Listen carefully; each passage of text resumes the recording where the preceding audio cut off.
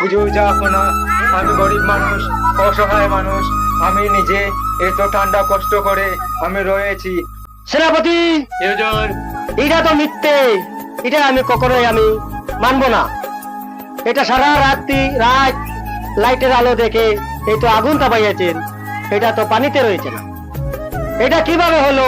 আমি এটা মানবো না।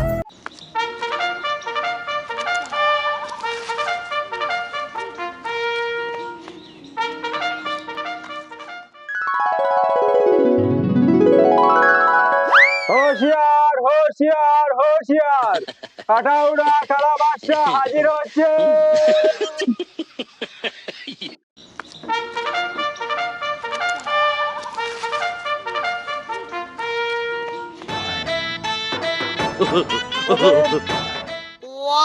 সেনাপতি, আজকের কাজের জন্য আমি অনেক খুশি।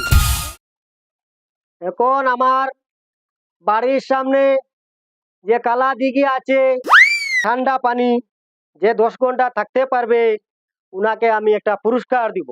আজকে তুমি এলান করে দে হুজুরকে, সারা রাজ্য ডুল পিটিয়ে দে।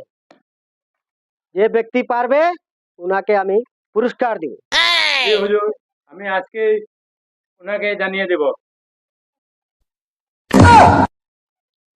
শুনেন শুনেন শুনেন শুনেন, কাঠাউড়াবাসী রাজা বাদশাহ একটি এলান করেছে যে ওনার পুষ্কুনিতে 10 ঘন্টা যে থাকবে পুরস্কৃত করবে, ওনার দন থেকে অর্ধেক দন দিয়ে দিবে। শুনেন শুনেন শুনেন শুনেন, বিস্তারিত আজকের খবর শুনেন শুনেন।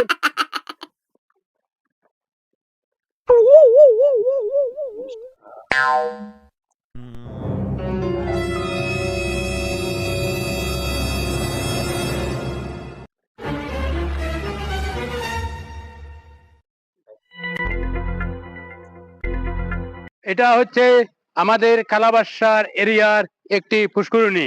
এই পুষ্করিণীতে যিনি 12 ঘন্টা তপস্যা করতে পারবেন উনাকে জোরদারভাবে একটি পুরস্কার দেওয়া হবে। আসেন একজন একজন করে।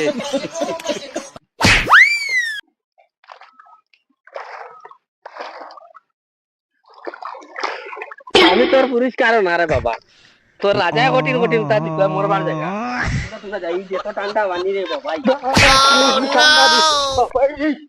আমি নাই, আমি নাই,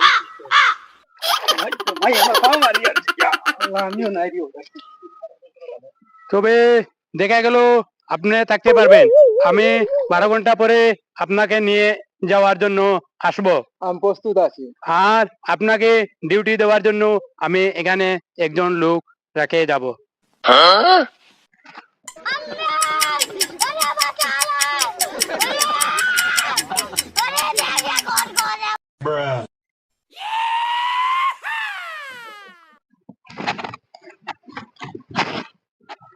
বারো ঘন্টা টাইম হয়ে গেছে, উনি কিভাবে আছে জায়গা যাওয়ার পরে দেখা যাবে কি করছে উনি। আরে আচরিত ব্যাপার, উনি তো এখনই ভালোভাবে আছে নাকি? ভালো আছো? ভালো ভালো আছি। কিভাবে কি করলেন? আসেন তো, আসেন আসেন, টাইম হয়ে গেছে আপনার। বাপরে বাপ, এত ঠান্ডার মধ্যে কি করলেন আপনি?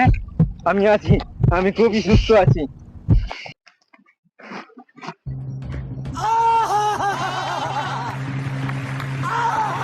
আমি বিজয় হয়ে গেছি, আমি বিজয় হয়ে গেছি।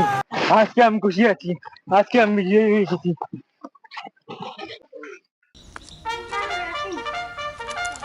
সালাম হুজুর। ওয়ালাইকুম সালাম। আমি বিজয় হয়েছি। হুজুর, আপনি যেটা এলান করেছিলেন ওই ছেলে উনি পাস হয়েছে, উনাকে আপনার দরবারে নিয়ে এসেছি। বসো বসো। সেনাপতি, হুজুর, তুমি কও চাই সব আমার নিয়ম মতো অ্যাকশনটা হয়েছে।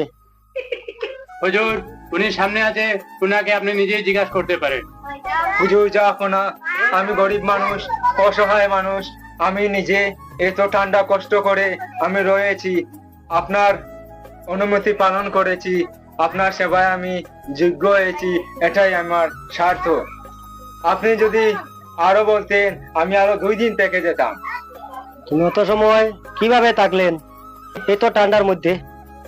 হুজুর, আমি এই ঠান্ডার মধ্যে দুইটি পাহাড়ের চিপায় একটা লাইটের আলো দেখে দেখে আমি এরকম ছিলাম। সেনাপতি, জি হুজুর। এটা তো মিথ্যে, এটা আমি কখনোই আমি মানবো না। এটা সারা রাত লাইটের আলো দেখে এই তো আগুন তাপাইয়াছেন, এটা তো পানিতে রয়েছে না। এটা কিভাবে হলো? আমি এটা মানবো না। যাও সেনাপতি, উনাকে নিয়ে যাও উহার বাসাতে, উহাকে আমি পুরস্কার করতে পারবো না। জি হুজুর। হোশিয়ার হোশিয়ার হোশিয়ার, আজকের সভা আজকের লেগিয়া এখানেই সমাপ্ত।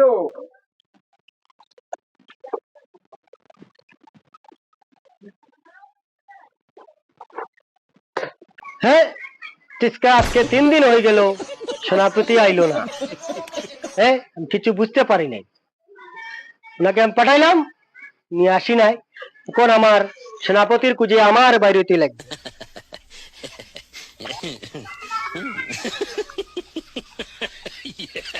হ্যাঁ, সারা রাজ্য তদন্ত করে নিলাম, সেনাপতির পেলাম না।